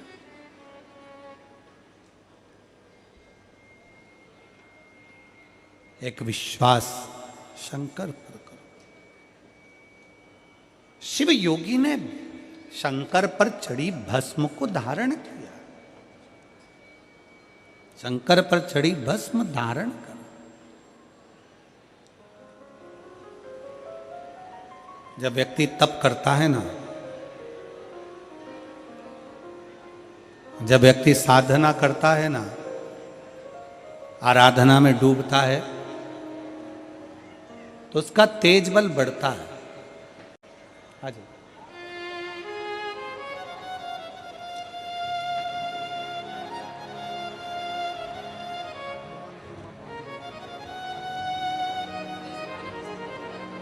बधाई आपको।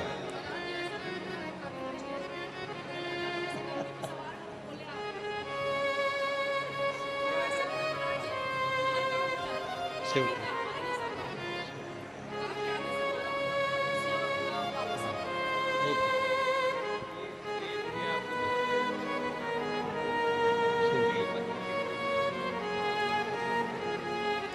Hanuman Shimpa Pande, professor colony Raipur. दीदी कह रही हैं कि श्री शिवाय नमस्तुभ्यम जब से दरवाजे पर लिखा है तब से बाबा ने खाली नहीं छोड़ा, उन्नति की ओर बढ़ाते ही चले जा रहा है, बढ़ा रहा है। शिव तत्व है।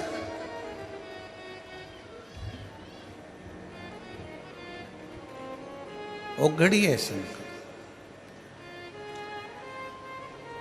शिवयोगी ने जब तप करा, साधना करी, इतना तेज शिवयोगी के शरीर पर था, इतना तेज। एक असुर, एक राक्षस, ब्रह्म राक्षस निकल कर जा रहा था। उस ब्रह्म राक्षस ने शिव योगी को देख लिया। ब्रह्म राक्षस ने शिव योगी को देखा, जो शिव योगी भगवान शंकर की भक्ति में डूबा हुआ है, शंकर की आराधना में लगा है, शिव के स्मरण में लगा हुआ है। उस ब्रह्म राक्षस ने शिव योगी को देखा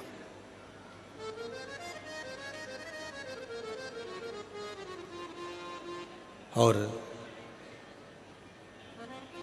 शिव योगी को देखकर ब्रह्म राक्षस उसको खाने के लिए उसके पास में गया। पर ब्रह्म राक्षस को यह नहीं मालूम था कि जो शिव योगी तप साधना में लगा है वो भगवान शंकर की भस्म को चढ़ाकर अपने तन पर धारण करता है। उसको यह नहीं मालूम था कि शिव योगी भगवान शंकर पर चढ़े हुए जल का आचमन करता है, जल पीता है। उसको यह नहीं मालूम था कि शिव योगी भगवान शंकर पर चढ़ी हुई बेलपत्र का पान कर कर मस्तक का उसका स्पर्श करता है।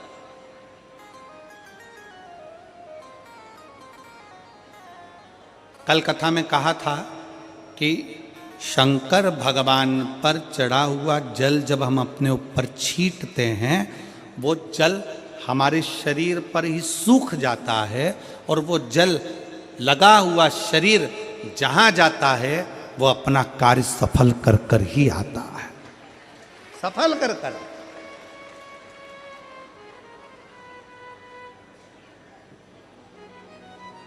शिव महापुराण में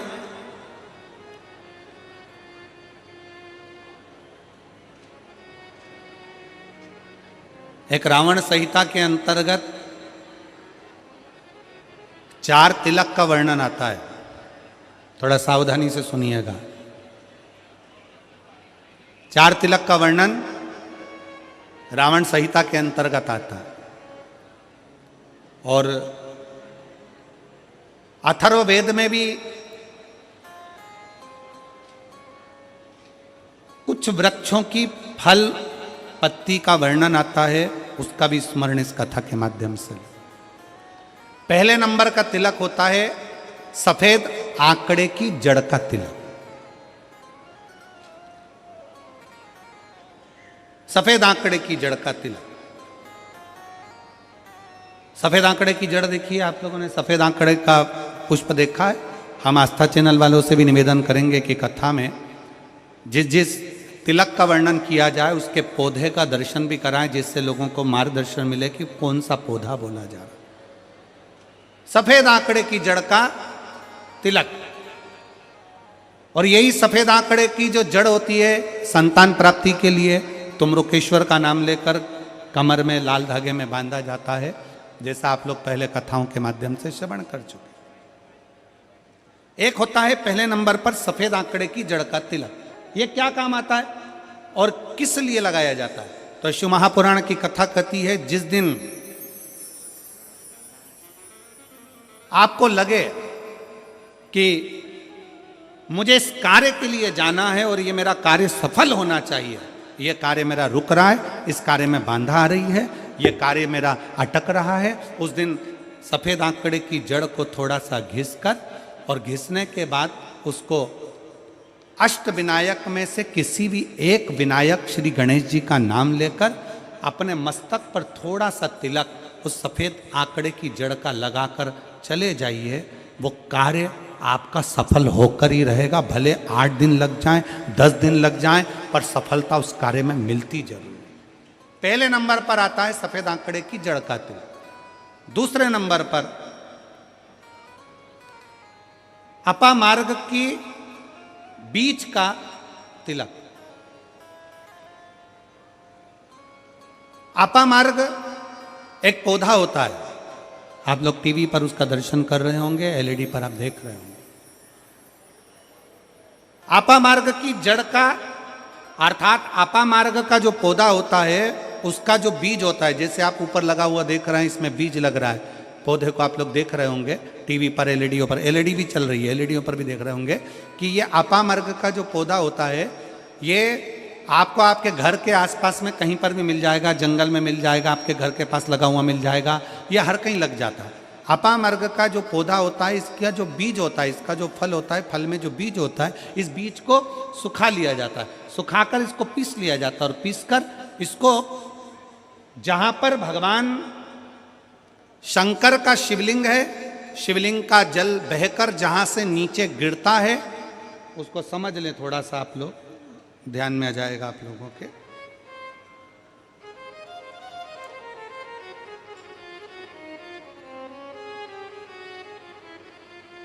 इधर देखिए, शिवलिंग की ओर ध्यान देंगे।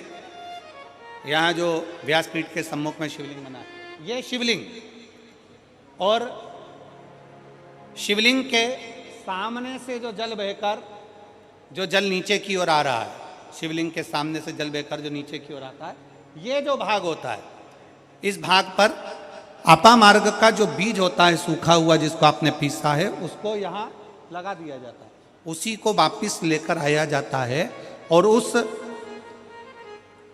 बीज का जो चंदन होता है, जिसको अपन पानी में मिलाकर सिर पर लगाते हैं, कोई व्यक्ति आपका अगर धन लेकर चले गया, कोई व्यक्ति आपकी संपदा लेकर चले गया, कोई कार्य आपका बहुत दिन से कोर्ट में, अदालत में चल रहा है, लगभग 1 महीना इसका तिलक लगाना चालू कर दीजिए, दूसरे महीने में आपका धन आपके घर पर जरूर आएगा और आपका कार्य पूर्ण जरूर होगा। अपामार्ग का बीज का चंदन तिलक, अपामार्ग का तिलक हमें सुख प्रदान करता है। तीसरे नंबर पर होता है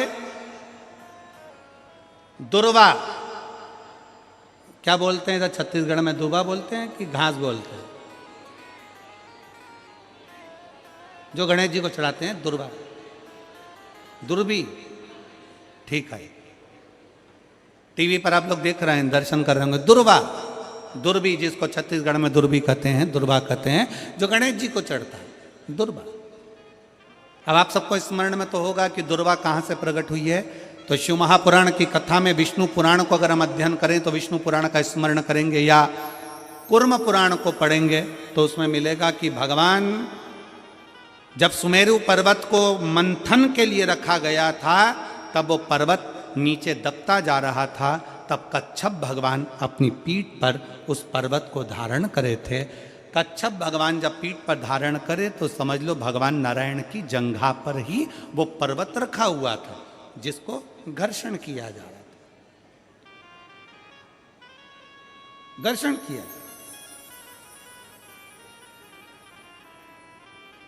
वो पर्वत जैसा जैसा घसा रहा था, रोम गिर रहे थे, उसी रोम की दुर्वा का भाव हमारे शास्त्रों में आता, उसी से दुर्वा की उत्पत्ति मानी। दुर्वा गणेश जी को प्रिय है। और दुर्वा का फल कितना है? दुर्वा का फल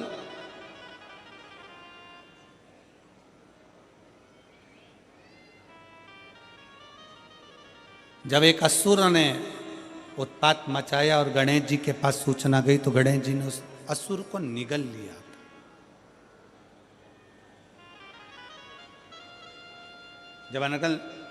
जब देखा, अनायास उस असुर की ओर देखा, तो भगवान गणेश जी ने उसको निगल कर अपने गर्भ में, अपने पेट में उसको धारण कर, अंदर ज्वाला उत्पन्न हुई। भगवान शंकर ने एक दुर्वा गणेश जी को दी, उन्होंने पाई, अंदर बैठा हुआ असुर समाप्त हो गया। पाप कर्म हो, बेकार कर्म हो, गलत कर्म हो, असत्यता हो, या कई हमारे हाथों से हमारे द्वारा कोई पाप कर्म यदि हो जाता है, वैसे तो संपूर्ण विश्व में शिव महापुराण की कथा कहती है 4 स्थान पर प्रत्येक व्यक्ति से पाप होता है। पहला, झाड़ू लगाते समय छोटे छोटे जीव मर जाते हैं जिसका पाप माथे चढ़ जाता है। दूसरा, अग्नि जलाते समय छोटे छोटे पतंगे जल जाते हैं जिसका पाप मस्तक पर चढ़ जाता है। तीसरा, जल में कपड़े धोते समय, स्नान करते समय छोटे छोटे जीव मर जाते हैं जिसका पाप माथे चढ़ जाता है। चौथे नंबर का, चलकर जाते समय अपने पांव के नीचे, चप्पल के नीचे छोटे छोटे जीव मर जाते हैं जिसका पाप माथे चढ़ जाता है। शिव महापुराण की कथा कहती है, एक दुर्वा शंकर जी को एक दुर्वा गणेश जी को जब हम समर्पित करते हैं तो हमारे मस्तक का सारा पाप अपने आप समाप्त हो जाता है। दुर्वा में इतना तेज हो दुर्वा। और शिव पुराण कह रही है तीसरे नंबर का तिलक है दुर्वा का। दुर्वा का तिलक,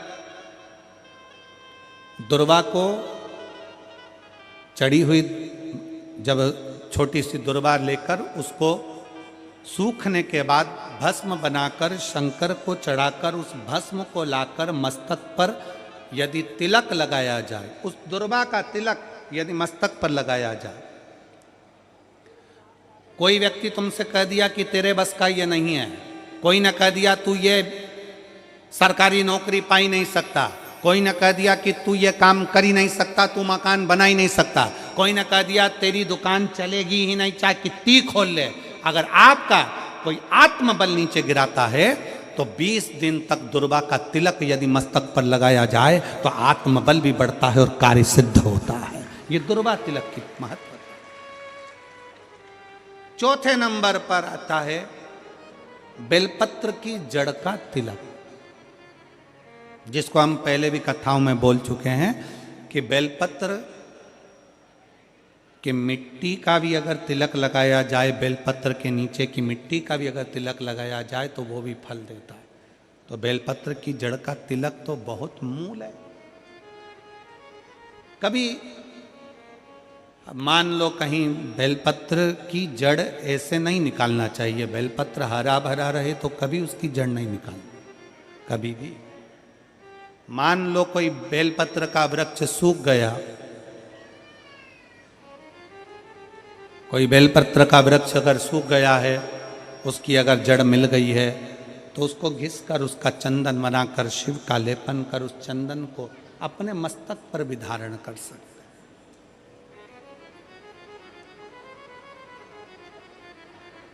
क्या होगा उससे? तो कहा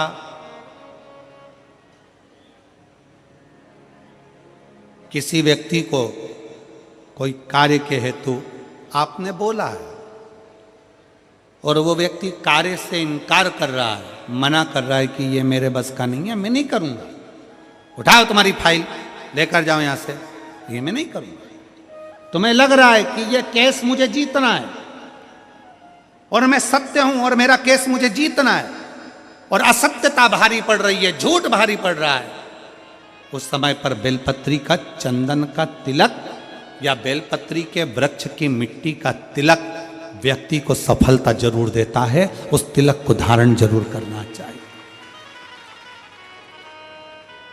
उस तिलक को जरूर धारण।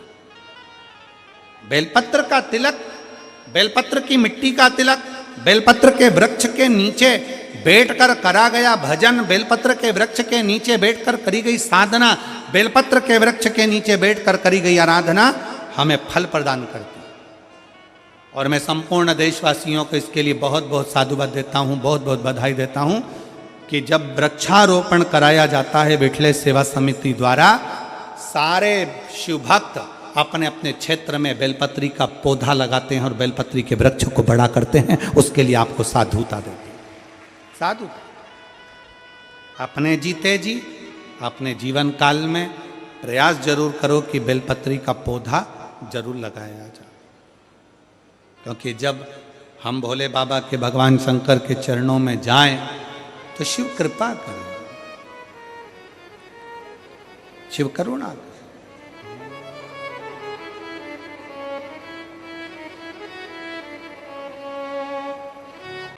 भगवान देवाधिदेव महादेव भगवान शिव की कथा कर रही है।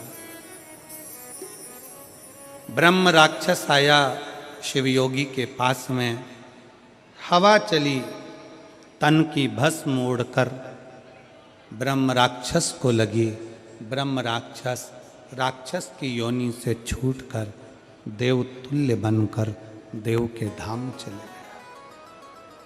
शंकर भगवान के चढ़ी हुई बेलपत्र भस्म जल हमारे शरीर से लगकर भी अगर किसी के शरीर को छू जाता है तो उसका कल्याण हो जाता है। उसका उद्धार हो जाए। और मैं तो देवांगन जी आपको धन्यवाद देता हूं कि ये 2024 के विराम पर जो आपने कथा करवाई है, ना जाने कितने जीवों का कल्याण कर दिया है। बहुत बहुत साधुवाद है आपको, बहुत बहुत साधुवाद। उसके लिए साधुता है आपको, बहुत बहुत धन्यवाद। ये शिव कृपा से, ये शंकर की कृपा से, शंकर की उदारता से, शंकर की करुणा से होता।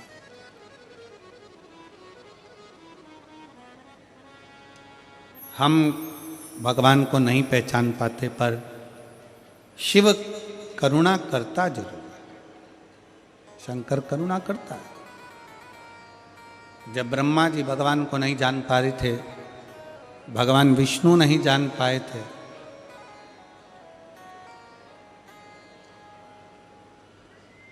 तब ब्रह्मा जी को सृष्टि की रचना का भार देने के लिए, सृष्टि की रचना का क्रम समझाने के लिए, सृष्टि की रचना का क्रम दिखाने के लिए स्वयं शंकर भगवान अर्धनारीश्वर का रूप धर लिए। हमारे बीच में अर्धनारीश्वर भगवान पधार रहे हैं। एक बार जोरदार ताली बजाकर उनका स्वागत वंदन।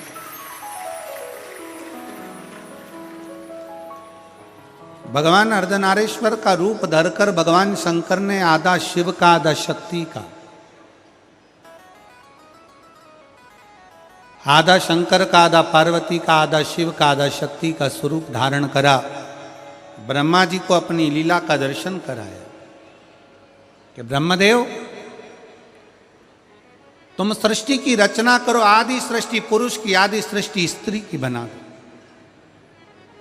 और सृष्टि की रचना करिए ब्रह्मा जी ने। बाबा अर्धनारीश्वर का यहाँ दर्शन हुआ। आज कथा का द्वितीय दिवस यहाँ विराम की ओर ले रहा है।